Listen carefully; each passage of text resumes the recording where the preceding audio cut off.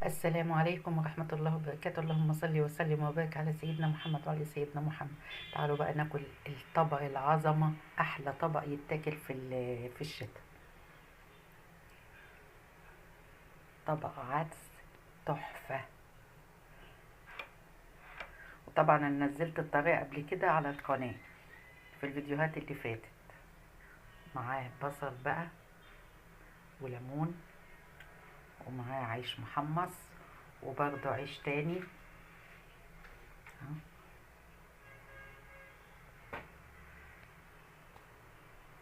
واحد ياكل الطبق ده بقى في الجو اللي هو الساقع التلج ده اللي عامل زي الاسكيمو. تبص تلاقي الواحد يطلع بدفى ونشاط كده. اتفضلوا معانا وبألف هنا للي هياكل، واقول لكم اترككم في رعاية الله وامنه وحفظه، وانتظروني في فيديو جديد، والسلام.